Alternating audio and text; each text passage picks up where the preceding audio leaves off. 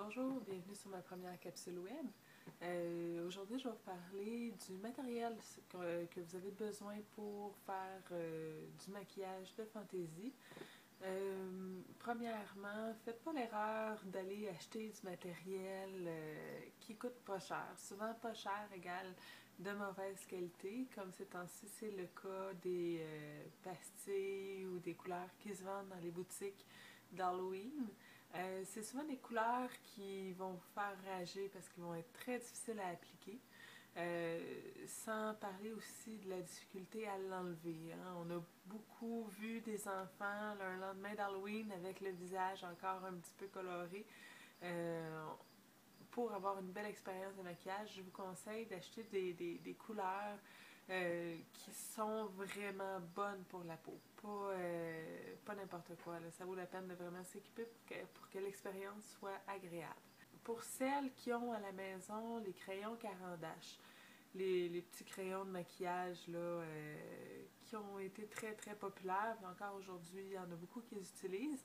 Il y en a beaucoup qui ont de la misère là, à les utiliser vu que c'est un crayon. On ne veut pas avoir un look crayon un peu effacé dans le visage. Moi, ce que je vous conseille, de les aiguiser. Dans des petits moules à muffins, là, on trouve ça dans les magasins comme Dollarama, là, des petits moules à muffins. On les aiguise, on met toute la charpie dans le fond avec un petit peu d'eau, puis on va mettre ça à cuire pas trop longtemps, juste à être sûr, juste pour que la couleur fonde. Ça va vous donner ainsi des belles pastilles qui va faciliter beaucoup l'utilisation, autant avec le pinceau qu'avec l'éponge. Sinon, pour celles qui désirent s'équiper pour la première fois, il y a différentes choses qui se vendent sur le marché. Il y a la marque Snazaru, comme ça ici, qui est connue beaucoup par ceux qui fréquentent Omer de Serre. Snazaru, c'est correct, c'est convenable, c'est rapport qualité-prix, c'est très bien. Il se vend aussi des petites couleurs, là, des ensembles de couleurs Snazaru. Donc ça, c'est une des choses qui est possible de se procurer. Encore là, pour celles qui cherchent quelque chose qui va tenir un peu plus longtemps, puis je vous le suggère pas parce que c'est des couleurs qui vont s'effacer au fil de la journée. Là. Le maquillage va être absorbé par le visage et comme la pigmentation n'est pas très forte, ça va rester, ça va être absorbé, puis finalement, vous allez être teinté de couleur. Là. Donc, ça peut être très bien, mais pour à court terme. Là. Sinon, il y a aussi, encore là, au Omer de Serre, des couleurs comme ça ici, là, en tube qui se vendent. Ça, je le conseille vraiment pas.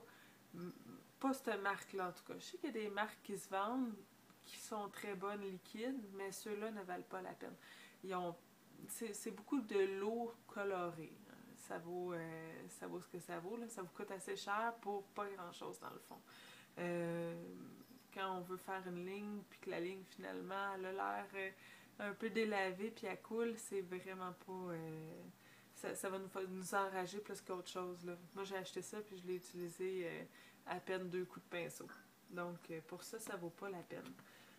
Moi, ce que j'utilise sur mes contrats, c'est la marque Paradise, comme c'est ici. Ça, c'est un petit ensemble qui se vend comme ça ici.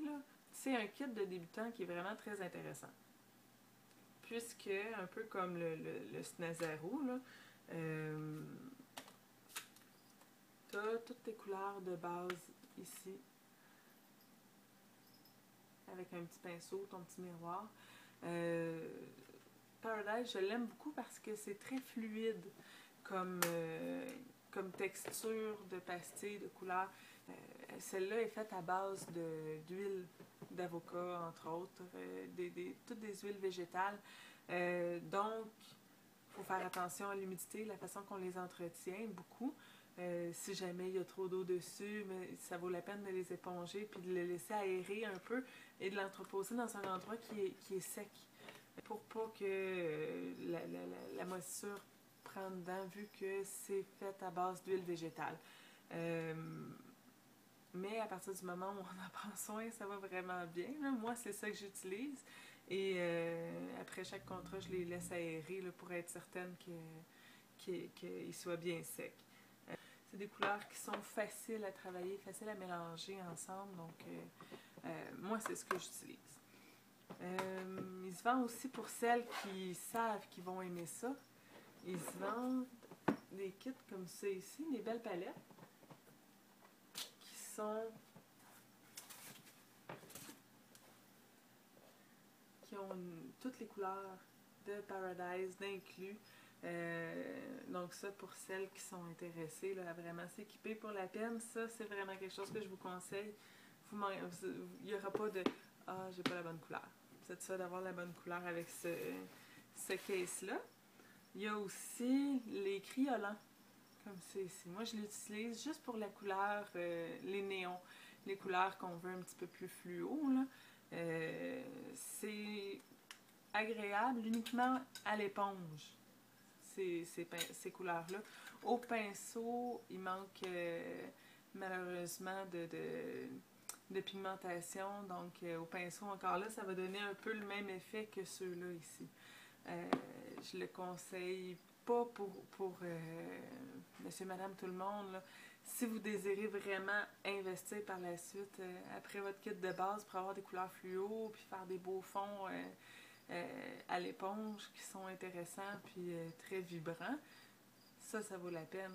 Mais si vous désirez avoir des couleurs de base, un rose pour mettre au pinceau ou pour toute utilité, là, autant le fond que les traits au pinceau, encore là, c'est Paradise qui remporte la palme selon moi. En plus d'être beaucoup plus économique. Parce que criolant, on se retrouve avec des petits trucs comme ça ici qui coûtent 20$. En fait, ça m'a coûté 25$ pour cette pastille-là. Et ça doit faire 5 ans que je l'ai. Je ne l'ai jamais vraiment utilisé. J'ai trop peur de l'utiliser. Ça coûtait tellement cher. Fait que finalement, ça vaut vraiment pas la peine de s'équiper avec des petites choses comme ça qui sont, dans le fond, bien, mais encore là, rapport qualité-prix, je trouve que ça vaut pas la peine de s'équiper avec ce genre de choses-là. Sinon, pour faire, outre les couleurs, les pastilles dont vous avez besoin de pinceaux. Ça ici, c'est les pinceaux qu'on a tous vus au Dollarama. Ça vaut la peine de les acheter. C'est niaiseux, là, mais autant ils coûtent pas cher que ils s'utilisent très bien. La texture est vraiment agréable, autant sur le visage de l'enfant que pour avoir pour ta peinture. Là, elle s'étend très très bien avec ce genre de pinceau-là, vu que le poil est synthétique et il est très très doux. Encore là, il faut que ça ait une bonne longueur, sans être trop court, sans être trop long, parce que trop long, finalement, ton pinceau va aller où tu veux pas. Et trop court, tu n'auras pas assez de couleur dessus pour que ton trait vaut la peine. Donc, ceux-là ici, ça vaut la peine pour commencer. Ça vous coûte 1,25$, puis finalement, vous en avez 6. Sinon, ceux qui désirent investir un peu plus sur leur pinceau ou avoir des pinceaux qui sont plus adaptés selon ce que vous voulez faire comme type de trait, que ce soit des gouttes d'eau, des choses comme ça. Là. Et des fois, on veut des pinceaux qui sont un petit peu plus spécialisés. Allez chez Omer Dessert, faites le tour des pinceaux. Moi, je m'amuse, je me mets les mains dedans, je joue avec. Puis celui qui m'attire le plus au niveau de la texture, que je sens que justement, ils sont très très soyeux. Je me garde, je les achète. Mais encore là, ça vaut pas la peine si vous ne l'utilisez pas pour de payer 20$ pour un pinceau là, qui finalement traîne dans l'eau puis bon au bout de 4-5 utilisations. Donc, ça ici, ça vaut la peine, ça dure longtemps, puis ça ne fait pas de peine quand ils sont brisés. Vous avez besoin également d'éponges. Moi, j'utilise les petites éponges jaunes synthétiques qui sont d'allure naturelle, là, donc qui ont des petits trous à l'intérieur pour favoriser dans le fond, de mettre de la peinture dessus, là, pour être sûr que ta peinture soit bien absorbée par l'éponge. Si vous prenez ceux qui viennent encore là du Dollarama ou du Jean Coutu, là, les petites éponges triangulaires de maquillage, ça c'est pas, je vous le recommande pas.